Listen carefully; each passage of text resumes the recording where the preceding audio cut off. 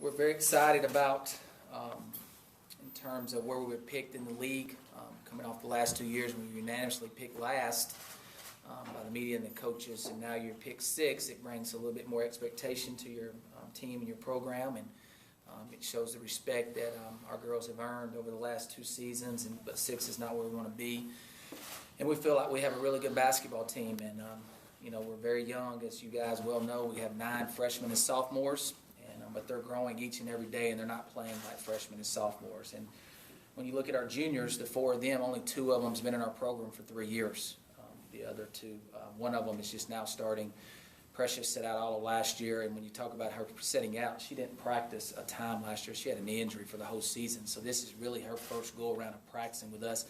And then Erica Sisk is just her 2nd year in the program. And so it's a very young team, but a very talented team, and a team that we're very excited about and what we can do. And we'll take the same approach that we take the last 2 years, where each game and practice over the first couple of months here in November, December will be helping us to get ready for January, when we get into a tough SEC conference. And this year in particular for us, you look at our schedule, we were picked 6th in the league, and we get South Carolina twice, which is picked 1st. We go to Tennessee, which is picked 2nd. We get Mississippi State twice, which is picked 3rd, and we get Texas A&M twice, which is picked 4th. That's 7 of our 16 games there, and so you got a lot of opportunities for big wins in those 7 games, but you also have opportunity to have some struggles, and so you got to continue to get better, and we got to prepare ourselves today for those games when we get into January and February. And so we're excited about that. Has to be one of the toughest conference schedules in the country for any team in the country, and we've embraced that. We're excited for those opportunities and look forward to getting started. Questions for Coach Insell?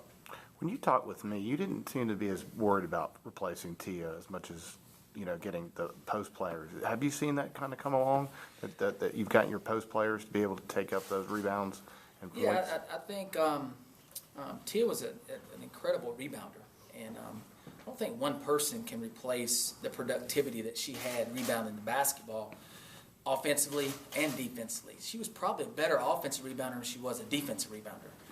She scored a lot of her baskets. One of the biggest misconceptions of Tia with our basketball team is we never ran one play to Tia in 2 years. There was never a set play that we ran to her. A lot of her points come off of offensive rebound and putting it back in, or a drive and kick. But we have to replace that rebounding. That's something that we work on each and every day. We practice more this year against guys than we have in years past in terms of bringing our practice guys in to present a bigger, stronger, more athletic player that we're having to keep off the boards, because that can kind of resemble what a South Carolina's big players look like, what a Tennessee's ones look like. To go ahead and get a look for our players, for Bretta Hart, for Kelsey Briggs, Cecilia Mahate, those players, Shaquilla Joseph, for them to see what that's like more and to get in the rebounding aspect. But I'm not too particularly worried about it. I guess I can be more concerned about Danielle McCray's loss than any player that we have. And that's, I guess, from your standpoint, you're like, man, Danielle McCray. But Danielle McCray brought a lot of stability to us. She was someone that every game I knew what I was getting. She played real hard defensively. She was somebody we executed a lot of our offenses, went through her hands to get to other people's shots. And, she was just every day I knew what I was getting in practice and in the games. And so trying to find that steady player who's going to be there every day, that's not going to have ups and downs, that's something we're looking for.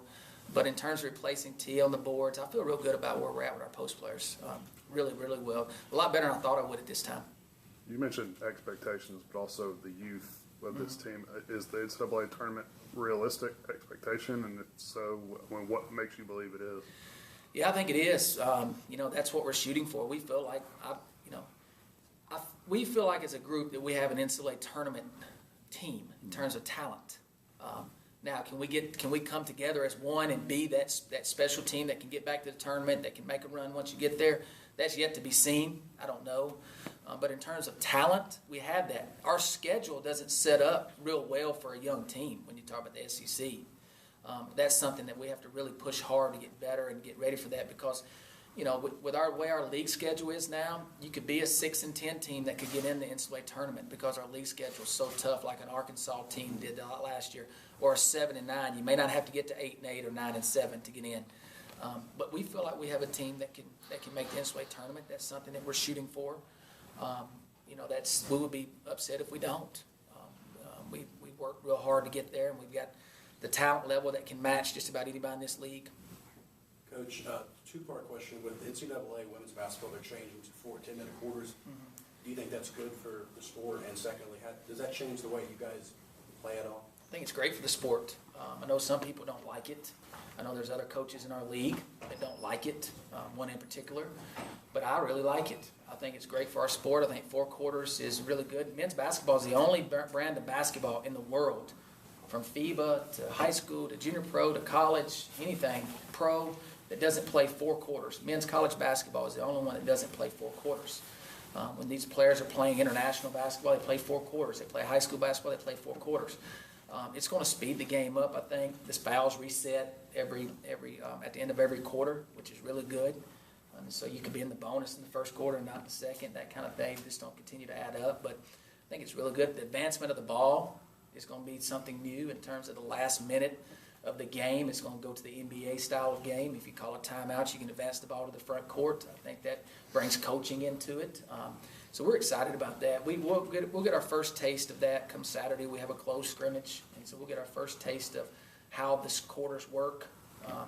And luckily it's in a closed setting, so none of you guys can be there, and we can really figure it out then. But it'll be the first time that we get our first grip of that, what that feels like. But we're excited about it.